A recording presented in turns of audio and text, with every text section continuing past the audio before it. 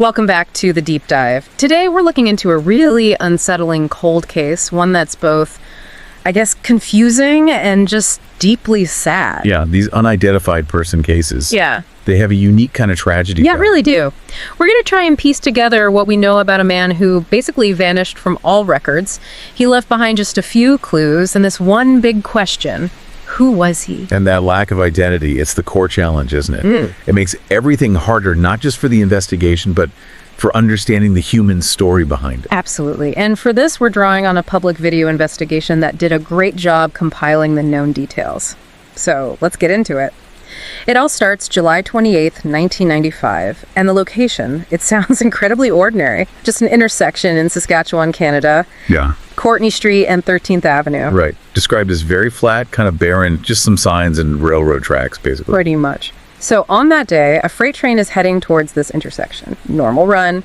The crew spots something, a man coming out of a ditch nearby, and then really suddenly he just moves right into the path of the train. Deliberately. Wow. So instantly fatal. Instantly. There was absolutely no time for the train crew to stop. Impossible. And the police conclusion based on that? Based on the witnesses and, well, the scene itself, they concluded pretty quickly it was suicide. He'd chosen to end his life. But that just opened up the real mystery. Who was this man? That's the question they've been asking for decades. Exactly. And that's where things got immediately difficult. No ID on him, nothing. No wallet, no driver's license. Zero. And maybe even sadder, nobody ever came forward. No family, no friends saying that's him. Just vanished into thin air, essentially. So all they had to go on initially was his description. White male, maybe 20 to 30 years old. Yeah, around that age range. Yeah. About 140 to 160 pounds, short dark hair, blue eyes. And his clothes were quite specific. He had this black denim jacket on with a gold crown logo. Distinctive. Okay. Underneath that, a white t-shirt that said, Boca Authentic. Boca Authentic.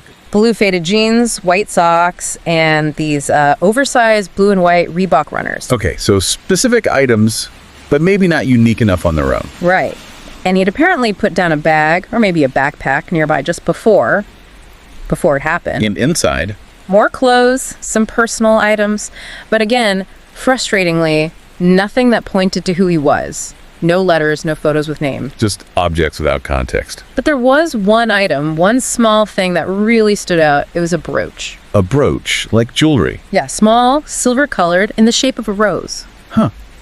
That is interesting, especially given the lack of other identifiers. Exactly, because there really wasn't much else. No tattoos. There's a few scars, apparently, on his wrists, but described as minor. Right. And the big one, fingerprints. They ran them through Canadian systems, U.S. systems. And nothing. No matches anywhere. They took x-rays, spread photos through the media, collected DNA samples. Still nothing. Nobody could put a name to this John Doe.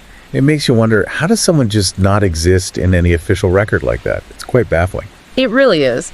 But then, after hitting all these dead ends, a potential lead did surface. And this is where things get, well, complicated. Okay. It came from a hitchhiker, a guy named Randy Wakelin. He claimed he'd actually met John Doe just a few days before his death. Really? A witness who spoke to him? Apparently so. Randy said they talked, traveled together for a bit. The man told Randy his name was Dave. Dave? But Randy wasn't sure if that was real. No, Randy himself mentioned, maybe he wasn't giving his actual name. Understandable, maybe. What else did Randy say about this Dave? He described him as kind of a preppy up. Said he wasn't very street smart, but seemed well-mannered. Okay, get a bit of a picture. And Dave supposedly shared a few details. Said something about heading back east. Randy also claimed he saw him with an Ontario birth certificate. Ontario, okay, that's a potential geographic link. Anything else? Yeah, apparently Dave didn't want to talk about his family at all. Said he'd recently broken up with someone named Kathy. Relationship trouble, maybe? Maybe. And Randy said his last words to him were, "I'm sick of everybody." Wow. That's heavy, especially in hindsight. Definitely. But here's the most crucial part of Randy's story, the potential link. Go on. Randy claimed he specifically noticed Dave wearing a small rose brooch. The same kind of brooch found on John Doe. Similar, yes. A small rose brooch. If Randy's account is accurate about seeing that brooch on Dave, well, it seems almost certain they're the same person. That would be the breakthrough, finally giving him a potential name, Dave, and some backstory. Exactly. But, and this is a big but, There's a major question mark over the reliability of this whole story, specifically the brooch part. Oh. Well, the detail about Randy mentioning the brooch, that was reported back in 2005. The CBC, Canadian Broadcasting Corporation, ran a story. Okay, CBC is usually a reliable source. Right. And their article mentioned that the police had even released transcripts of Randy's interview. They were apparently online for a while, but now seem to be gone. Okay, so far so good. Seems like it checked out back then. What's the problem? The problem comes later. In 2013, a local journalist, Barb Pacholik, published a book, Boiling Point in Cold Cases. Right, I've heard of her work. Local crime reporter. In her book, she claims Randy Wakelin actually misidentified John Doe, that the person Randy met wasn't the man who died on the tracks. Oh. Okay, that's a direct contradiction. Does she say why she thinks it was a misidentification? That's the frustrating part, no. The book apparently just states it as a fact, a conclusion she reached, but doesn't detail the reasoning or evidence for it. That's unsatisfying. And here's the kicker regarding the brooch. Pacholik does mention the rose brooch found on John Doe in her book. Okay. But there's absolutely no mention of Randy Wakelin ever claiming he saw that brooch on Dave. It's just omitted from her account of Randy's story. So, CBC in 2005 says Randy mentioned the brooch, seemingly based on police info or transcripts. Pacholik in 2013 says Randy misidentified the guy and doesn't mention Randy ever talking about the brooch. Exactly. It's a direct conflict between two sources that you'd normally consider pretty reliable. Both supposedly talk to the police involved. It's confusing. I mean, it's possible, I suppose, that the police realized later it was a misidentification. Pacholik's book was almost a decade after the CBC report. Maybe new info came to light. It's possible, but without specifics, it just leaves this huge question mark hanging over the only real potential lead they ever had. Yeah. And the end result is? Yeah. We're basically back where we started. Despite this potential Dave connection and the conflicting reports about it, John Doe remains unidentified. Decades later. Decades later. And the end of his story is just incredibly sad.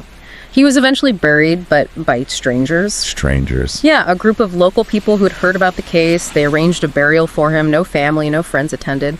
Because, well, nobody knew who he was. That's heartbreaking. The act itself was tragic, obviously, and we'll likely never know the full story behind his decision. But the fact that nobody seemed to be looking for him, or that maybe he genuinely had nobody to look for him, that adds another layer of profound sadness. To be so alone at the end. It really does. Just lost. And it's a long shot after all this time, but the police contact information is still out there. If anyone listening thinks they might know who this John Doe was, the local police number is 306-777-6500. You never know. Sometimes these decades-old cases do get solved by a chance memory. True. So the mystery of John Doe endures, a name given because his real one remains unknown. The clues are there, the clothes, the brooch, the possible sighting by Randy, but they lead to contradictions or dead ends. It paints this picture of a life that ended abruptly and was just forgotten, or at least disconnected from anyone who might remember it. It really makes you think, doesn't it? In our world where everything seems tracked and recorded. Yeah, how can someone be completely lost? What does that say about, well, connection and identity? And maybe what responsibility we have to try and uncover these forgotten stories? Heavy questions indeed.